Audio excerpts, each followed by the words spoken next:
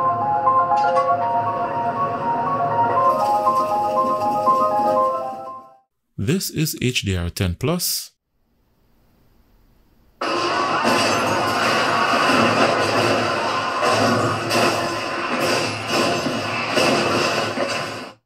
This is HLG.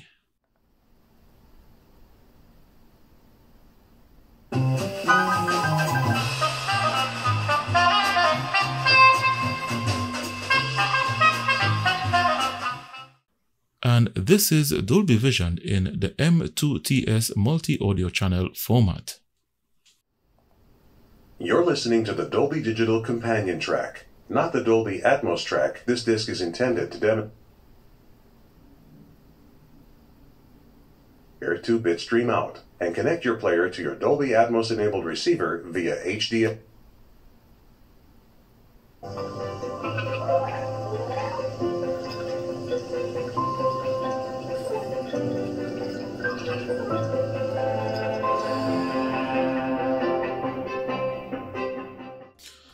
So the Z9X Pro StrongPoint is an advanced media player first, more than an Android streaming box. So let's now see how it decodes surround sound audio formats during playback.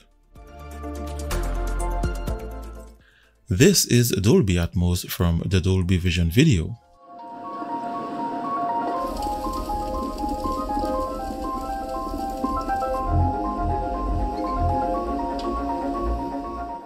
And if I switch over to the front surround speaker option, you get Dolby Digital Plus. From the M2TS video on multi-speaker configuration, you get Dolby Surround.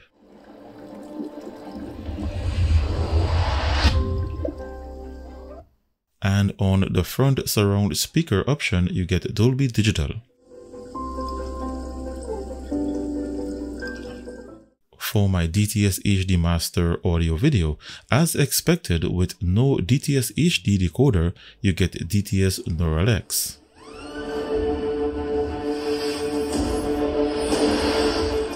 This 7.1 8-speaker channel check video produces Dolby True HD.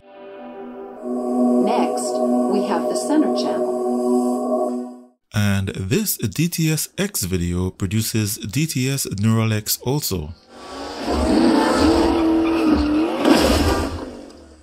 So it can output via HDMI pass-through all the Dolby surround formats. And with the lack of DTS decoders, you don't get a DTS HD Master Audio or DTS X, but DTS Virtual X or Neural X. It comes with an external SATA connection and a cable. This can be used to connect large legacy hard drives in excess of 4 TB, and it also works with modern SSDs. The purpose of this feature is to connect large or small external storage that contains your library of photos, music, or videos and access them using its advanced home theater 4.0 media player. So it's currently connected to my 4 TB legacy hard drive that contains my library of 4K movies, and the home theater 4.0 scanned its folders and script thumbnails to match each of them. This SATA port can also be used to convert a large terabytes of external storage to shared internal storage. Here I converted a 1 TB SSD to shared internal storage, and this was done using the default Android settings menu under Advanced Settings.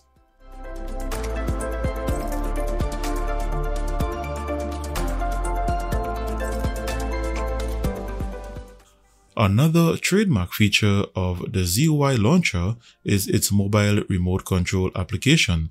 With this app, you can use any Android or iOS device as a remote control for the box as an alternative in the event you lose or damage the stock remote. Simply scan the QR code to install the app, and once installed, open it and scan the code labeled Mobile App Scanning to add the box as a device to control.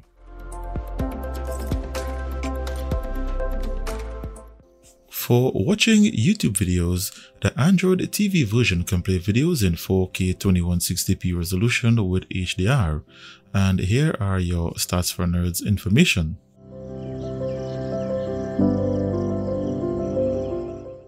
One thing I was expecting to be present on this box is an official Miracast application, However, it only comes with Spotify, AirPlay, and DLNA via the ZD-Link screencasting app, so my only option for mirroring Android was installing the AirScreen app. In testing its gaming performance, keeping in mind that during the system and hardware information segment we saw that it does not have Vulkan support, I set this game at ultra high graphics settings with a 60 frames per second limit. The gameplay itself is better than I expected and the graphics look really good. It's not super perfect, but it's very playable with low frames at times. As for overheating, it never crosses 75 degrees Celsius, which by TV box standard is acceptable.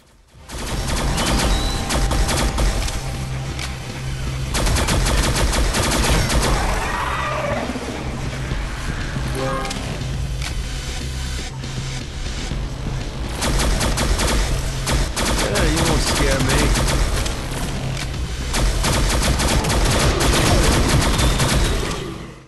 And to conclude, let's look at some benchmarks and where it ranks on my chart.